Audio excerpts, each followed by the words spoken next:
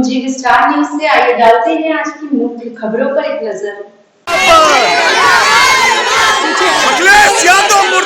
कानपुर में संसद में महिला आरक्षण अधिनियम बिल गिरने के बाद भाजपा की महिला मोर्चा सड़कों पर उतर आई। सपा सांसद नरेश उत्तम के घर पर भाजपा महिला मोर्चा ने विरोध प्रदर्शन किया। दरअसल महिलाओं ने सपा सांसद नरेश उत्तम के दरवाजे पर पहुंचकर जमकर किनारे बड़ी नंबर प्लेट पर मेरी चप्पल मारी है। वहीं 35% महिला आरक्षण बिल के खिलाफ सपा सांसदों ने किया था वोट। प्रदर्शनकारी महिलाओं ने महिला आरक्षण के खिलाफ वोट करने वाली पार्टियों को बताया महिला विरोधी। कानपुर के दामोदर नगर स्थित सपा सांसद नरेश उत्तम के घर के पास का यह पूरा मामला है। नरेश उत्तम सांसद जी के दरवाजे पर आई हूँ और अपना प्रदर्शन करने और अपना आक्रोश दिखाने। क्या कारण है प्रदर्शन करना पड़ा इतनी सारी महिलाओं? कारण ये है कि हमारा जो है 33% जो बिल पास होना था सदन में, कल वो खारिज हो गया। इन्हीं लोगों की वजह से खारिज हो गया। ये नहीं चाहते हैं कि महिलाएं आगे बढ़ें, इस वजह से हम लोगों ने जो है ये प्रदर्शन किया है।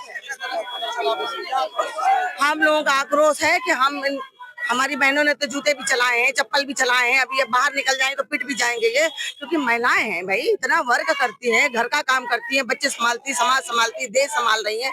हमारी द्रौपदी मुर्मू जी भी तो है, वो भी तो कर रही है। तो महिलाओं का आरक्षण क्यों नहीं पास होगा? हमें एक कारण बताया जाए कि महिलाओं का आरक्षण क्यों नहीं पास होगा। हमको जवाब चाहिए, ये हमको निकल के जवाब दे कि ये आरक्षण क्यों नहीं पास हुआ।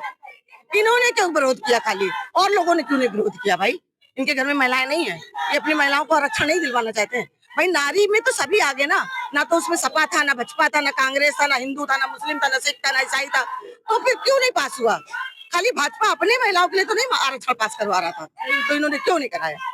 क्या मांग करती हैं आप? हम ये आरक्षण हमें चाहिए, चाहे हमें जान देनी पड़े, कुछ भी हो जाए, मैं रोड पर उतर के आत्मदाह करूंगी अगर हमारा ये आरक्षण पास नहीं हुआ तो। और अगर ये बाहर निकल आए तो मैं हम लोग, क्योंकि वो सांसद ही जिम्मेदार है जो कि ये नारी शक्ति बंधन विधेयक को लागू नहीं होने दिया।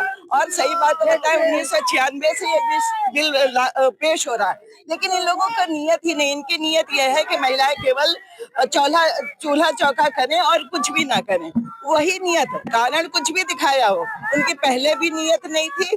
और कल जिस तरह उन लोगों ने एक जो विषय रखा था, माननीय हम लोगों ने अमित शाह जी को सुना कि उनके जो संशोधन थे वो करने के लिए तैयार थे, लेकिन उनकी नियत ही नहीं थी कि उनको महिलाओं को कोई आरक्षण दिया जाए। और जितने भी ये दल हैं, चाहे कांग्रेस हो, चाहे सपा हो, चाहे टीएमसी हो, ये महिला विरोधी है। और महिलाओं के लिए तो उस विरोध में आज हम लोगों ने, क्योंकि ये सपा के सांसद नरेश उत्तम जी का घर है, तो आज हम लोगों ने यहाँ पे विरोध प्रदर्शन किया।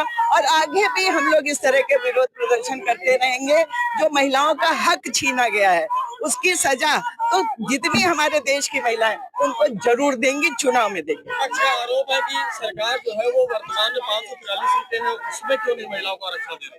अगर देखिए आबादी कितनी बढ़ चुकी है, 543 कब थी है? तब उस समय आबादी शायद 65 करोड़, एग्जैक्ट डेटा मुझे नहीं याद है, 65 करोड़ के करीब थी। अब जब आपकी आबादी इतनी बढ़ चुकी है और कुछ लोकसभा तो 20-20 लाख की है, तो क्या आपको नहीं लगता है कि इसको छोटा करना चाहिए, विकेंद्रीकरण करना चाहिए, इसको कम करना चाहिए?